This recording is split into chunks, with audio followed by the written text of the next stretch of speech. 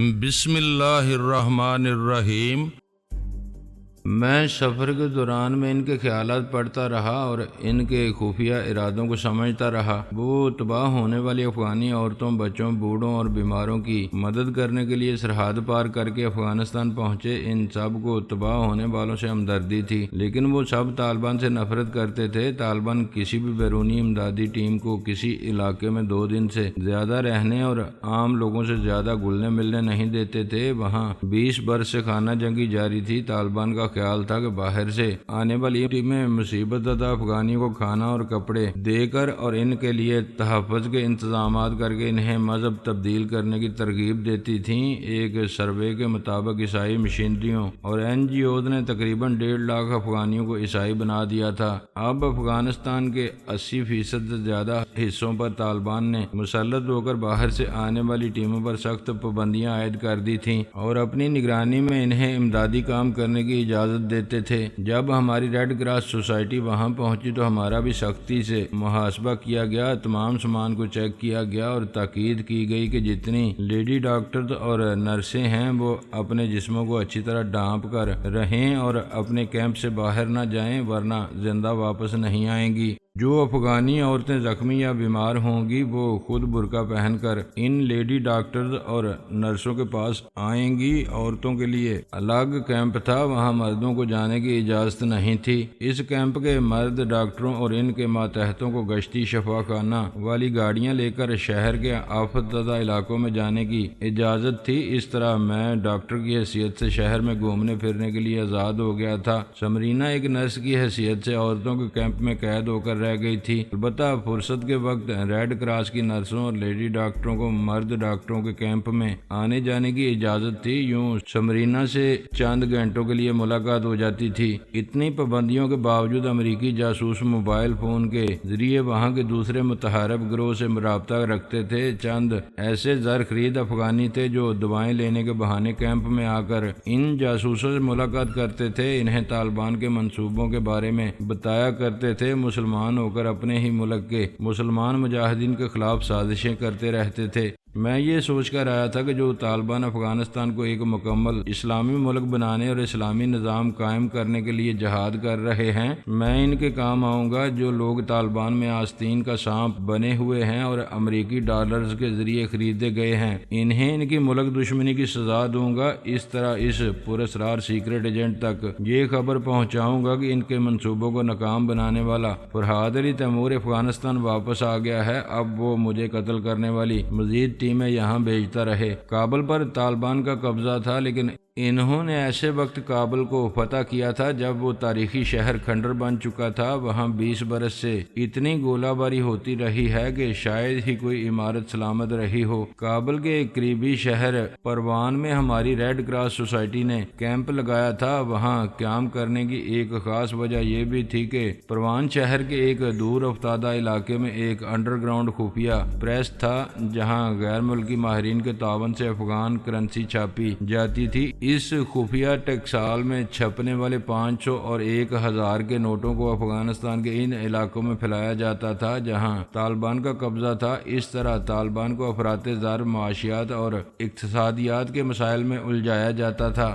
ہمارے وہاں کیمپ لگانے کے دوسرے دن مجھے طالبان کے خلاف ایسی سازش کا علم ہوا۔ ایک افغانی مجاہد دوائیں حاصل کرنے کی غرض سے کیمپ میں آیا تھا اور اس نے ایک جاسوس سے اس سلسلے میں کہا تھا طالبان پورے کابل پر قبضہ جما چکے ہیں، وہ اسی ہفتے پروان شہر پر حملہ کریں گے۔ ان کی طاقت میں روز بروز اضافہ ہو رہا ہے۔ اگر پروان پر ان کا قبضہ ہوگا تو کرنسی چھاپنے والے خفیہ پریس کا کیا بنے گا؟ امریکی جاسوس رابرٹ نے کہا، فکر نہ کرو، ہم ایسے اقدامات کریں گے کہ پروان میں طالبان سے پہلے دوسرے متحارب گروہ پہنچ جائیں گے اور کئی گروہ متحد ہو کر طالبان کو پسپا کر دیں گے۔ اس افغانی مجاہد کہلانے اور دغا بازی کرنے والے کا نام اسد خان طالبان تھا۔ وہ دعائیں لے کر دوسرے طالبان کے ساتھ دوپہر کا کھانا کھانے کے لیے جانا چاہتا تھا۔ میں نے اسے اس کے کمانڈر کے پاس پہنچا دیا۔ کمانڈر بھی اپنے خاص ماتحتوں کے ساتھ کھانے میں مصروف تھا۔ اسے دیکھ کر بولا، کیسے آنا ہوا؟ میں نے اسد خان کے دماغ کو ڈھیل دی۔ پہلے تو وہ پریشان ہو گیا کہ وہاں کیوں چلا آیا ہے، پھر اس نے بات بنائی، میں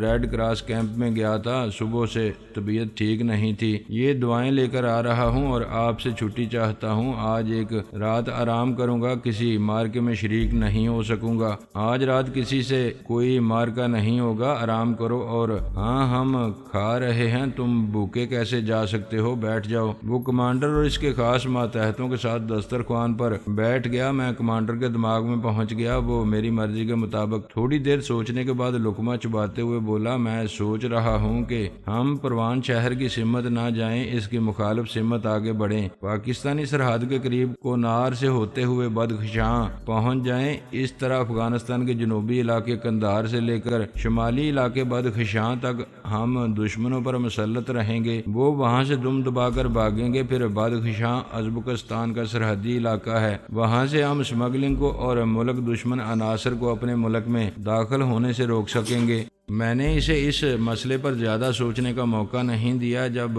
وہ کھانے سے فارغ ہو کر اپنے کمرے میں آرام کرنے آیا تو میں نے پہلے اس کے ہاتھوں سے دروازے کو اندر سے بند کرایا، پھر اسے مخاطب کیا، ہیلو کمانڈر۔ وہ بستر پر لیٹنے جا رہا تھا، ایک دم سے ہڑبڑا کر کھڑا ہو گیا، اپنے سر کو تھام کر سوچنے لگا، کیا میرے اندر کوئی بول رہا ہے؟ ہاں، میں فرحاد علی تیمور بول رہا ہوں، آرام سے بیٹھ جاؤ۔ وہ پریشان ہو کر بولا، تم کیوں آئے ہو؟ تم مجھ سے پہلے ایک کمانڈر کے دماغ میں آئے تھے، اس کے ہیرے جواہرات چرا کر لے گئے اور یہاں کے ایک قبیلے کے مقتول سردار کی بیٹی سمرینا کو اغوا کر کے لے گئے۔ میرے متعلق غلط رائے قائم نہ کرو، ابھی میں اپنی صفائی میں کچھ نہیں کہوں گا، عملی طور پر دوستی کا ثبوت دوں گا۔ میں تمہیں دشمنوں کی سازشوں سے محفوظ رکھنے آیا ہوں۔ تم کن دشمنوں کی بات کر رہے ہو؟ میں ایسے دشمنوں کو بے نقاب کروں گا جو تمہاری آستین کا سانپ بنے ہوئے ہیں، لیکن ایک مسلمان کی حیثیت سے وعدہ کرو کہ میرے مشورے پر بڑی رازداری سے عمل کرو گے۔ کیا مشورہ دینا چاہتے ہو؟ اپنے خاص آدمیوں سے باتیں کرو، میں ان کے دماغ میں پہنچ کر پہلے یقین کروں گا کہ وہ طالبان سچے مجاہد اور تمہارے فرما بردار ہیں یا نہیں۔ تم نہیں جانتے کہ تم طالبان کے جس گروہ کے کمانڈر ہو، اس گروہ میں 4 دغا باز ہیں۔ ابھی چند گھنٹوں میں ثبوت پیش کروں گا، پہلے اپنے خاص ساتھیوں کو یہاں بلاؤ۔ اس نے میرے مشورے پر عمل کیا، اپنے 10 معتمد خاص کو بلا کر ان سے باتیں کی۔ میں ان سب کے چور خیالات پڑھ کر مطمئن ہونے کے بعد بولا، یہ سب تمہارے فرما بردار ہیں۔ تمہارے پاس طالبان کی جو فوج ہے، اس میں اسد خان، جبار خان آفتاب اور سعادت اللہ غدار ہیں۔ ابھی اسد خان دوا لینے نہیں بلکہ دشمنوں تک یہ خبر پہنچانے گیا تھا کہ تم 2-4 دن کے بعد اپنی فوج کے ساتھ پروان شہر کی طرف پیش قدمی کرنے والے ہو۔ میں نے اسی لیے کھانے کے دوران میں اسد خان کے سامنے تمہاری زبان سے یہ باتیں اگلوائیں کہ تم اب پروان شہر کی طرف نہیں بلکہ کونار کے علاقے سے ہو کر بدخشاں جاؤ گے۔ اب وہ اسد خان پھر دشمنوں کو یہ اطلاع دینے گیا ہے کہ تم نے آئندہ پیش قدمی کے سلسلے میں اپنا منصوبہ تبدیل کر دیا ہے۔ کیا تم اسد خان کی غداری کا ثبوت دے سکتے ہو؟ میں جن 4 غداروں کے نام بتا چکا ہوں، ان چاروں کے گھروں پر اچانک چھاپا مارو۔ اسد خان نے ایک بڑے سے گملے کی مٹی میں پلاسٹک کی تھیلی کے اندر ایسے کاغذات چھپائے ہیں جن سے ثابت ہوتا ہے کہ وہ غیر ملکی ایجنسیوں کے لیے کام کر رہا ہے۔ اگر کبھی اسے یہاں خطرہ محسوس ہوگا تو وہ یہاں سے فرار ہو کر امریکہ جا سکتا ہے، وہاں اسے پناہ دی جائے گی۔ میں نے اسی طرح باقی 3 غداروں کے متعلق بتایا کہ انہوں نے اپنی اہم دستاویزات کہاں کہاں چھپا کر رکھی ہیں۔ ان دستاویزات سے یہ بھی پتہ چلتا ہے کہ سوئٹزرلینڈ اور امریکہ کے بینکوں میں ان کے اکاؤنٹس ہیں جن میں ہزاروں لاکھوں ڈالرز جمع ہو چکے ہیں۔ کمانڈر نے اپنے وفاداروں سے کہا، تم لوگ پہلے ان 4 کو یہاں کسی کام میں لگا دو۔ اسد خان مخبری کے لیے گیا ہوگا تو اس کا پیچھا نہ کرو، اس کی طرف سے انجان بنے رہو۔ پھر ان 4 کے مکانوں پر اچانک چھاپا مارو، خواتین کو مکانوں سے باہر نکالو اور وہاں سے ان دستاویزات کو برآمد کرو۔ وہ 10 معتمد خاص حکم کی تعمیل کے لیے چلے گئے۔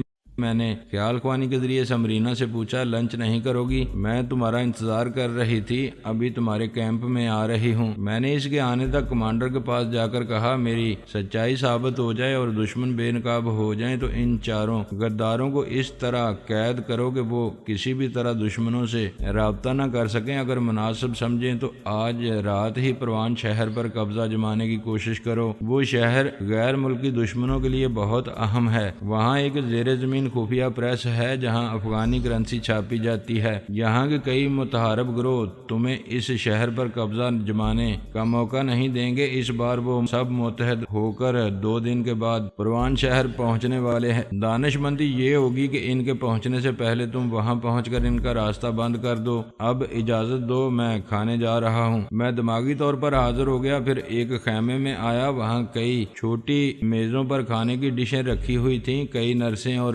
ڈاکٹرز کھا رہے تھے اور باتیں کر رہے تھے۔ ایک میز پر سمرینا میرا انتظار کر رہی تھی۔ میں میز کے دوسری طرف بیٹھ گیا۔ ایک لیڈی ڈاکٹر نے کہا ہائے جان، پہلے تم اور مونیکا ایک دوسرے سے بے نیاز رہتے تھے، مگر میں دیکھ رہی ہوں تم دونوں میں بے تکلفی بڑھتی جا رہی ہے۔ میں نے کہا ہاں، دواؤں اور مریضوں سے بہت دوستی کر لیا، اب زندگی میں کوئی تبدیلی آنی چاہیے، اور ایک خوشگوار تبدیلی مونیکا جیسی حسین ساتھی ہی لا سکتی ہے۔ سمرینا نے کہا جان، تم ڈاکٹر مارتھا کے پوائنٹ کو نہیں سمجھ رہے ہو۔ یہ کہنا چاہتی ہے کہ تمہارے جیسے باصلاحیت ڈاکٹر کو کسی لیڈی ڈاکٹر میں دلچسپی لینی چاہیے۔ میں تو ایک نرس ہوں۔ ڈاکٹر مارتھا نے ناگواری سے کہا مونیکا، تم خود کو بہت زیادہ عقل مند سمجھتی ہو۔ مجھ جیسی لیڈی ڈاکٹر پر ہزاروں مرتے ہیں۔ میری نظر میں تمہارے محبوب ڈاکٹر کی کوئی اہمیت نہیں ہے۔ میں نے کہا 2 خواتین ایک دوسرے سے الجھنے لگیں تو بیچ میں مرد کی شامت آ جاتی ہے۔ پلیز مونیکا، اس موضوع کو ڈراپ کرو، کھانا شروع کرو، ہم اپنی باتیں کریں گے۔ ہم دونوں دھیمی آواز میں گفتگو کرنے لگے۔ تمام میزیں اتنی قریب تھیں کہ آس پاس والے گفتگو سن سکتے تھے۔ سمرینا ڈاکٹر مارتھا کو جلانے کے لیے بڑی لگاوٹ سے بول رہی تھی۔ میں نے سوچ کے ذریعے کہا کیوں اسے جلا رہی ہو؟ یہ تو یوں بھی خواہ مخواہ جلتی ہے، مجھے چور نظروں سے یوں دیکھتی ہے جیسے مجھ پر شبہ ہو کہ میں نرس مونیکا نہیں ہوں۔ یہ تمہارا وہم ہے، اسے شبہ ہو ہی نہیں سکتا۔ میں اس کے خیالات پڑھ چکا ہوں۔ وہ تقریباً 40 برس کی ہے مگر کو 28 برس کی بتاتی ہے۔ تمہاری کم عمری اور حسن و شباب کو دیکھ کر احساس کمتری میں مبتلا ہوتی رہتی ہے۔ تم نے تو یہاں آ کر مجھے بلا دیا، دور رہتے ہو۔ اس ریڈ کراس سوسائٹی میں آنے کے بعد تم میری مصروفیات کو سمجھ سکتی ہو۔ مجھے ہر ایک کے دماغ میں جھانک کر ان کے بدلتے ہوئے خیالات اور ارادوں کو سمجھنا پڑتا ہے۔ یہاں دوسروں کے سامنے ہمارا کوئی رشتہ نہیں ہے۔ ہم ایک خیمے میں ایک رات بھی نہیں گزار سکتے۔ ہم ایسے کب تک رہیں گے؟ ہم آج یا کل کسی بھی دن یہاں سے غائب ہو کر افغانی باشندوں کے بحروب میں رہ سکتے ہیں، لیکن اس پورے ملک میں امن و امان نہیں ہے۔ ہم کہیں سکون سے میاں بیوی بن کر بھی نہیں رہ سکیں گے۔ مجھ جیسے صحت مند مردوں کو کسی نہ کسی گروہ میں رہ کر جہاد کرنا پڑتا ہے۔ ہمیں یہاں پریس رپورٹر میاں بیوی بن کر آنا چاہیے تھا۔ یہاں کسی ایک گروہ کے پاس رپورٹنگ کے لیے جاؤ تو وہ یہ سمجھتا ہے کہ یہ رپورٹر دوسرے گروہ کی طرف سے جاسوسی کرنے آیا ہے۔ جہاں بھی گولیاں چلتی ہیں اور گولہ بارود کے دھماکے ہوتے ہیں وہاں رپورٹنگ کے لیے جانا پڑتا ہے۔ میں کچھ نہیں جانتی، ایسا کچھ کرو کہ ہم ساتھ رہ سکیں۔ ٹھیک ہے، میں کوئی تدبیر کروں گا۔ لنچ کے بعد وہ دوسرے کیمپ میں چلی گئی۔ میں نے کمانڈر کے دماغ میں پہنچ کر اس کے خیالات پڑھے۔ پتہ چلا کہ ان چاروں غداروں کے مکانوں سے وہی دستاویزات برآمد ہوئی ہیں جن کا ذکر میں اس سے کر چکا تھا۔ اب کمانڈر مجھ پر بھروسہ کرنے لگا تھا۔ میں نے اسے مخاطب کیا۔ اس نے کہا تم نے درست کہا تھا، ان چاروں کی غداری کے ثبوت مل چکے ہیں۔ میں نے کہا اب میں دوسرا مشورہ دیتا ہوں، آج رات پروان شہر کا محاصرہ کرو۔ مخالف گروہ کے مسلح افراد بہت کم تعداد میں ہیں، وہ ہتھیار ڈال دیں گے۔ پھر اسد خان کو قیدی بنا کر لے جاؤ، وہ بتائے گا کہ افغان کرنسی چھاپنے کا خفیہ اڈا کہاں ہے۔ ہم ضرور تمہارے مشورے پر عمل کریں گے۔ تم نے یہ بتا کر کہ ہمارے اندر 4 غدار تھے، یہ نہیں بتایا غیر ممالک سے آنے والے جاسوس کہاں چھپے ہوئے ہیں۔ فی الوقت میں صرف 3 جاسوسوں کو جانتا ہوں۔ کل تم پروان شہر میں کامیابی حاصل کر لو گے تو میں ان جاسوسوں کی نشاندہی کروں گا۔ ان کے علاوہ اور کئی ہوں گے، میں ان کی تلاش میں ہوں۔ شکریہ مسٹر فرہاد، واقعی تم ایک مسلمان کی حیثیت سے بھرپور تعاون کر رہے ہو۔ میں اپنی جگہ دماغی طور پر حاضر ہو گیا۔ اسد خان نے پھر اس جاسوس کو اطلاع دی تھی کہ کمانڈر نے منصوبہ بدل دیا ہے، اب وہ پروان شہر کی طرف نہیں جائے گا بلکہ مخالف سمت کنار کی طرف جائے گا اور فتوحات حاصل کرتا ہوا بدخشاں پہنچے گا۔ اس اطلاع کے مطابق وہاں کے دوسرے متحارب گروہ رات ہی سے کنار پہنچ کر مورچے بنانے لگے۔ انہیں دوسری صبح پتہ چلا کہ طالبان نے پروان شہر پر قبضہ جما لیا ہے۔ وہ سب حیران ہوئے۔ انہوں نے جاسوس سے پوچھا کہ انہیں غلط اطلاع کیوں دی گئی تھی۔ جاسوس اسد خان سے یہ سوال کرنا چاہتا تھا لیکن طالبان نے ان چاروں کو قیدی بنا کر رکھا تھا۔ دوسرے دن اسد خان پر کوڑے برسا کر نوٹ چھاپنے والے خفیہ اڈوں کا پتہ پوچھا، اسے بتانا پڑا۔ طالبان نے وہاں کی تمام مجرمانہ سرگرمیوں میں حصہ لینے والوں کو گرفتار کر لیا۔ انہوں نے بتایا کہ وہ غیر ملکی ایجنسیوں کے لیے کام کرتے ہیں لیکن یہ نہیں جانتے کہ وہ ایجنسیاں کہاں ہیں اور ان کے کرتا درتا کہاں رہتے ہیں۔ وہ اپنے ہی چند افغانی غداروں سے بھاری رقم لے کر ان کے لیے کام کرتے تھے۔ دوسرے دن لنچ کے بعد میں نے کمانڈر سے رابطہ کیا تو وہ بہت خوش تھا، بات بات پر میرا شکریہ ادا کر رہا تھا۔ میں نے کہا ان چاروں کے علاوہ جتنے غدار گرفتار کیے گئے ہیں مجھے ان کی آوازیں سناؤ، میں ان کے اندر پہنچ کر اور بہت کچھ معلوم کر سکوں گا۔ کمانڈر نے کہا وہ تو اب نہیں ہے، ہم نے ان سب کو گولی مار دی ہے۔ تم آئندہ قیدیوں کو میری آمد تک زندہ رکھا کرو۔ بعض غدار جان دے دیتے ہیں لیکن اہم راز زبان پر نہیں لاتے۔ وہ جانتے ہیں کہ جب موت کی سزا پانا ہی ہے تو پھر سچ کیوں بولا جائے۔ تم درست کہتے ہو، آئندہ ہم غداروں کو سزائے موت دینے میں جلدی نہیں کریں گے، تمہارا انتظار کیا کریں گے۔ اب تک جتنے جانی دشمن مجھ پر حملہ کر چکے تھے میں نے انہیں زخمی کرنے یا ہلاک کر دینے سے پہلے وہ تمام فون نمبر معلوم کیے تھے جن کے ذریعے وہ لوگ پراسرار سیکرٹ ایجنٹ سے رابطہ کیا کرتے تھے۔ ان تمام دشمنوں نے بھی اس سیکرٹ ایجنٹ کو کبھی نہیں دیکھا تھا۔ وہ اس سے ملنا ضروری نہیں سمجھتے تھے کیونکہ انہیں صرف اپنے معاوضے سے دلچسپی ہوتی تھی اور وہ معاوضے ان سب کے بینک اکاؤنٹ میں جمع ہو جایا کرتے تھے۔ ریڈ کراس کے کیمپ میں رہ کر موبائل فون کے ذریعے اس سیکرٹ ایجنٹ سے رابطہ کرنے کا موقع نہیں ملتا تھا۔ کیمپ میں بے شمار خیمے تھے، ہر خیمے میں 2 یا 3 افراد رہتے تھے، پھر تمام خیمے ایک دوسرے کے قریب نصب کیے گئے تھے۔ دھیمی آواز میں بولنے کے باوجود دوسرے خیموں تک آواز جاتی تھی۔ ایک رات میں نے اپنے خیمے میں رہنے والے کے دماغ میں پہنچ کر اسے گہری نیند سلا دیا، اسی طرح آس پاس کے خیمے والوں کو بھی گہری نیند میں پہنچا دیا۔ اس کے بعد موبائل فون کے ذریعے اس پراسرار سیکرٹ ایجنٹ کو مخاطب کیا۔ اس نے کہا میں پہلے ہی دن سے یہ بات سمجھتا ہوں کہ تم سے لاکھ چھپ کر رہوں تب بھی میرے مختلف فون نمبر تمہیں معلوم ہوتے رہیں گے، اس لیے میں کسی ایک شہر یا ملک میں نہیں رہتا ہوں، جگہ بدلتا رہتا ہوں۔ تم مجھے اپنے طریقہ کار نہ سمجھاؤ، ان کی لاشیں گنتے رہو جنہیں میری لاش گرانے کے لیے بھیجتے رہتے ہو۔ جو بھاری معاوضے لے کر مرتے ہیں میں ان کی لاشیں نہیں گنتا، تمہارے بارے میں سوچتا ہوں، قسمت کے دھنی ہو۔ سنگریلا سے آج تک کوئی زندہ بچ کر نہیں گیا لیکن تم نے کچھ دنوں کے لیے اسے نکارہ بنا دیا ہے۔ میں آئندہ تمہارے مقابلے پر آنے والوں کو سمجھا رہا ہوں کہ جب پہاڑوں کو کاٹ کر راستہ بنایا جا سکتا ہے تو فرہاد کیا چیز ہے۔ جو لوگ اس کے مقابلے میں جا کر مر رہے ہیں یا گھائل ہو رہے ہیں وہ ایک بڑی غلطی یہ کرتے رہے ہیں کہ تمہیں اچھی طرح ٹریپ کرنے سے پہلے ہلاک کرنے کے لیے حملے کرتے ہیں۔ اس خوش فہمی میں مبتلا ہو جاتے ہیں کہ اپنی غیر معمولی صلاحیتوں کے ذریعے تم پر غالب آ جائیں گے۔ ایسی خوش فہمی کے دوران میں وہ تمہاری